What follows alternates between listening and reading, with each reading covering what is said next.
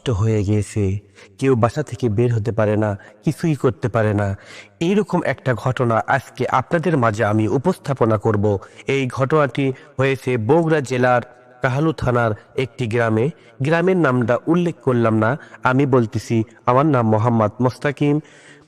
এখন আপনাদের মাঝে এ টু জেড এই ঘটনাটি আপনাদের তুলে ধরাবো, একদম বাস্তব ঘটনা। প্রিয় দর্শক, এই গ্রামে বসবাস করত প্রায় 100 থেকে 150 লোক। গ্রাম ঘন ঘন গ্রাম থাকার কারণে প্রতিটা গ্রামের নাম ভাগ ভাগ করে দেওয়া হইতো। কিন্তু যে গ্রামে ঘটনাটি ঘটে ওই গ্রামের মানুষজন 200, 100 থেকে 150 থেকে 200 হবে।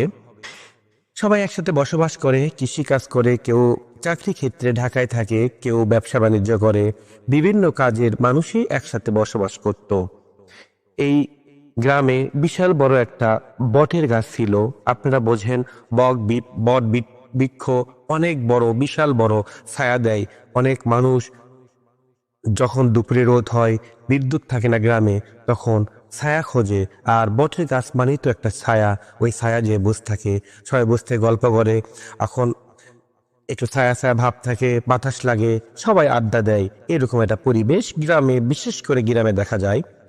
তো এরই মাঝে সবাই এরকম করে কাটতে কাটতে হঠাৎ করে একদিন মাগরিবের সময়, মাগরিবে যখন আজান দেয়, তখন আমাদের শোনা কথা, অনেক আগেকার এই ঘটনাটা হবে, আমার মানে বাপ দাদার থেকে শোনা হয়েছিল এই ঘটনাটা। মানে যখন হয়েছিল আর কি, তখন ওরা সবাই একসাথে আড্ডা দিচ্ছিল। মাগরিবের সময় বিদ্যুৎ ছিল না, কারেন্ট চলে গেছে। আজানের পর এশারের আগে সবাই বস থেকে এই আর বাঁশের চারট বানাইছিল, ওই বাঁশের ওই খাটের ওপর বস থেকে সবাই আড্ডা দিচ্ছে, কেউ বিড়ি খাচ্ছে, কেউ গল্প করতেছে। এরকম করতে করতে হঠাৎ করে দেখে একজনের পাশে একটা ছোট্ট, মানে মাঝারি সাইজের সাপ যাচ্ছে। সাপটা এমন ভাবে আসতেছে মনে হয় কামড় মারবে, এরকম করে মানে ফোনা তুলে এরকম ফসফস করতেছে। তখন কি করবে, ওই সাপটা তো মানে আমার যেহেতু সবাইকে মারতে আসতেছে, আর বোঝেন সবাই যুবক, আগেকার দিনে সাপ দেখে তারা বসে থাকবে না, সাহসী মানুষ ছিল। একটা লাঠি নিয়ে এসে সাপকে যখন আঘাত করে, তখন ওই সাপটাকে ঠিক লাগে, কিন্তু সাপটার কিছুই হয় না, সাপটা চলে যায়। তখন মানুষ ভাবে হয়তো বা মাটি নরম থাকার কারণে সাপটার গায়ে এই লাঠির বাড়িটা পড়েনি। তখন কি করবে, আবার আরেকজন একটা ইট দিয়ে মারে, যখন একটা সাপের মাঝখানে লাগে, তখন সাপের মাঝখানে লাগার পর সাপটা একবারে মানে ফোনা বেশি তুলতে লাগে, ফস ফস করে, মানে কামড় মারবে। তখন লাঠিটা এক পর্যায়ে সাপটাকে মেরে ফেলে দেওয়ার পর সবাই মিলে সাপটা, আগে ঠিক জানতেন সাপ বিষাক্ত সাপ মারার পরে আমাদের গ্রামে কথা ছিল হচ্ছে, ওই যখন আমরা জঙ্গলে সাপটা ফেলে দেব, তখন ওই সাপটা বেজি হোক, শেয়াল হোক, এসে জীবিত করে, এটা আমরা শুনতাম আর কি। এখন এটা বাস্তব তো না। তে এই জন্য সবাই আগুন দিয়ে পুড়ে ফেলতে দিত। তো এই সাপটাকে আগুন দিয়ে পুড়ে ফেলে দেওয়ার পর, পোড়ার পর দেখে ওই ছায়া আছে, কিন্তু সাপ নেই, সাপের কাঁটা নেই, কিছু নেই। সবাই অবাক, কিরে সাপ পড়লাম, এই সাপ গেল কোথায়? এতই আগুন জ্বলেছে, একবারে ছায়ের সাথে মিশে গেছে। চিন্তিত হয়ে পড়ে সবাই, পড়ার পরে খুঁজে খুঁজে পায় না, পরে একসময় বিরক্ত করে ধর চলে গেছে, মানে পুড়ে চলে গেছে, আমি বুঝতে পারিনি। তখন ওরা সবাই চলে যাচ্ছে, বাসা চলে আসে। ঘুম আসার পর যখন ঘুম আসে, সেই রাত্রে সকালে দেখে, মানে রাত যাওয়ার পরে সকালে মানে চিৎকার হচ্ছে। তখন যে দেখে যেই মানুষটা সাপে কে ইট দিয়ে আঘাত করছিল প্রথমে পিঠের উপর, মাজার ওপর, তখন তো মাজাটা মানে পিঠের ভেঙে গেছিল।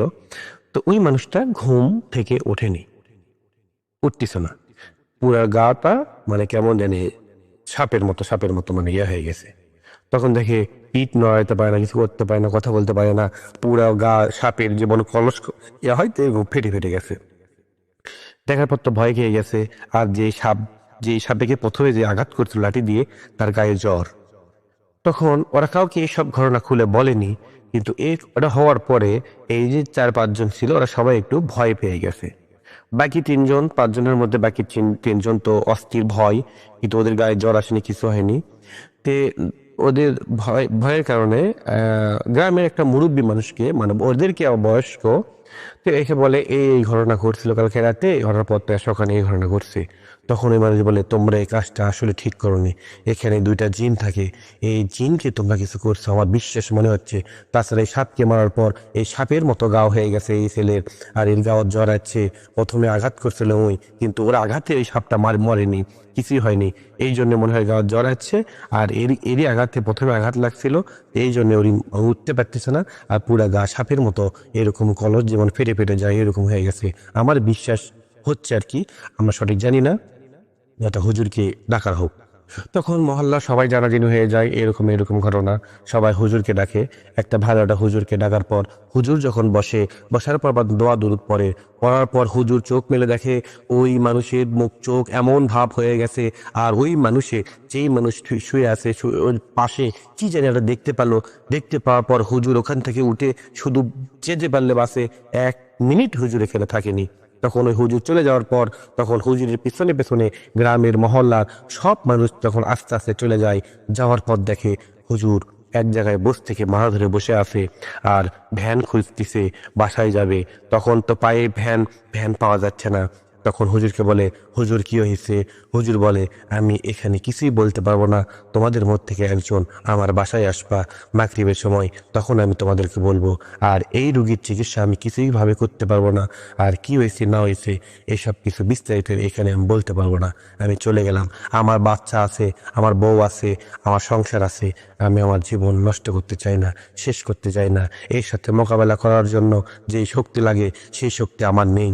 আমি দুঃখিত, আমাকে মাফ করে দাও, আমি চলে যাব। তখন হুজুর চলে যায়, সবাই আরো ভেঙে পড়ে, হতাশ হয়ে পড়ে। ওই বাকি 3 জন এমন ভাবে কান্না করে, ভাবে ওদের সাথে কিছু একটা হয়ে যাবে। তখন এই হওয়াটা স্বাভাবিক বিষয়। তখন পাড়ার মধ্যে একটা মুরব্বী সাহসী মানুষ চলে যায়, ভয় বিত না করে চলে যায় হচ্ছে ওই হুজুরের কাছে। মাগরিবের সময় হুজুর যখন বলে, হুজুর বলে একে সাধারণ কোনো জিন করেনি, ওই জিন প্রচুর শক্তিশালী। স্বামী স্ত্রী থাকতো, স্ত্রীকে মেরে ফেলে দিছে, স্বামী খুব রাগ করে আছে, আর ওই যেই পড়ে আছে যার গা সাপের মতো হয়ে গেছে তার মাথার উপর ওর স্বামী ছিল। বিশাল বড় সাপ, বিশাল বড় চোখ, এমন বড় দাঁত, এমন বড় হা করেছিল, আমাকে মনে হয় খেয়ে ফেলে দিবে। আমায় দৃষ্টি আকর্ষণ কেউ দেখছিল, আমি এটা আমার পক্ষে সম্ভব না, এই জন্য আমি চলে যাচ্ছি। আপনারা অন্য কোনো বড় কবিরাজ অথবা হুজুরকে দেখেন। চলে আসার পর অন্য একটা হুজুরকে খোঁজ করে সবাই। অন্য একটা হুজুর যখন পাই, হুজুরকে সবকিছু খুলে বলার পর হুজুর বলে কোনো সমস্যা নেই, আমি তোমাদের চিকিৎসা করব। যত বড় শক্তিশালী জিন হোক না কেন, যত বড় শক্তিশালী ক্ষমতা হোক না কেন, আমি তার সাথে মোকাবেলা করব। আপনাদের কোনো কিছু ভাবতে হবে না, আপনি শুধু আমার সাথে থাকেন। তখন চলে যায়। সবাই যাওয়ার পর, হুজুরের কাজ যাওয়ার পর হুজুর চলে আসে, মহল্লার সবাই সন্ধ্যার দিকে এক জায়গায় বসে। আর ওই মানুষের কাছ থেকে যখন যখন এরকম করে দোয়া দরুদ পড়তে শুরু করে, করতে করতে এক সময় ওই মানুষ 2 চোখ বের করে বলে তুই আমাকে কিছু করতে পারবি না, ইনি আমার বউকে মেরে ফেলে দিয়েছে, আমি একে ছাড়বো না। আর আরেকজন আঘাত করছিল, ওকে আমি শেষ করে দেবো, যেই কয়েকজন ছিল আমি সবাইকে শেষ করব, কাউকে মারবো না।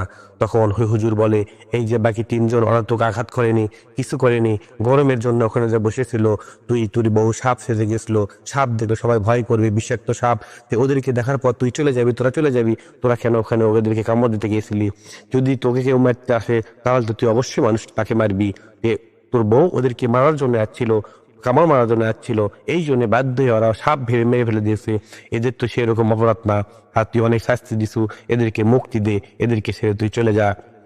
তখন জিন বলে অসম্ভব, আমি কখনো কিছু মুক্তি দেব না। বলে বাকি 3 জন ওরা কিছুই করেনি, ওদেরকে ডিস্টার্ব জ্বালাতন করিস না, আর তোর যদি ক্ষমতা থাকে এই 2জনকে মেরে দেখা, তোর সাথে আমি মোকাবেলা করব। তখন ওই জিন বলে হুজুর আসছিল এর আগে, ভয়ে চলে গেছে, তুই তুই দেখিচ্ছি তুই না মরতে যাবি না, এই 2জনকে মারার আগে তোকে মারবো, তারপরে এই 2জনকে মারবো। তখন হুজুর খেপে যায়, খেপে যাওয়ার পর বলে দোয়া দরুদ পরে যখন ফু দেয় তখন বলে তুই আমার কিছু করতে পারবি না। তখন হুজুর বলে পবিত্র কোরআনের ওপর দিয়ে কোনো কিছুই নেই, আর তুই কোরআনের অধীনে না, জিন মানুষ দুটাই, জিন আর মানুষ এই দুটাই হচ্ছে আল্লাহ সৃষ্টি করেছে, তার মধ্যে মানুষ হচ্ছে শ্রেষ্ঠ জীব, আর তোরা হচ্ছে জিন। তোদেরকে দেখা যায় না, তোদের দেখার ক্ষমতা আমাদেরকে আল্লাহ দেয়নি, আর আমাদেরকে দেখার ক্ষমতা তোকে আল্লাহ দিছে, তোদেরকে দিছে। তাহলে তোরা আমাদের দেখার পরও আমাদের কাছে কেন আসিস, আমাদের কেন জ্বালাতন করিস? আমরা যদি তোদেরকে দেখতাম তাহলে কি আমরা তোদেরকে মারতাম না কেন? আমরা মানুষ, আমরা বুঝি। আমাদের শক্তি একমাত্র পবিত্র আল কোরআন, আর এই শক্তি দিয়ে তোকে ধ্বংস করব। ভালো করে বলতেছি, তুই যদি এখান থেকে চলে যাস তাহলে আমরা তো কিছুই করব না, আর যদি তুই না চলে যাস তাহলে তোকে আমরা বাধ্য হয়ে তোর ক্ষতি করার চেষ্টা করব। তখন জিন বলে, ঠিক আছে, আমি এখান থেকে চলে যাব, আমি এখানে থাকবো, কিন্তু কিন্তু আমার বউকে যারা মেরেছে এদেরকে আমি ছাড়বো না।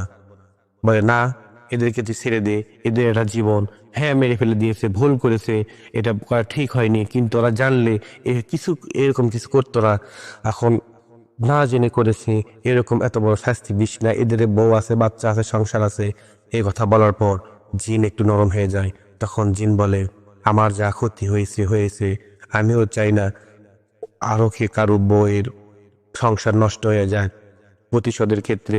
তখন উনি বলে, ঠিক আছে, একটা এখানে গরু জবাই করে মানুষদেরকে খাওয়াইতে বলে, সবাইকে খাওয়াইতে বলে, আর ওর নামে ওখানে রাখতে বলে, উনি খাবে।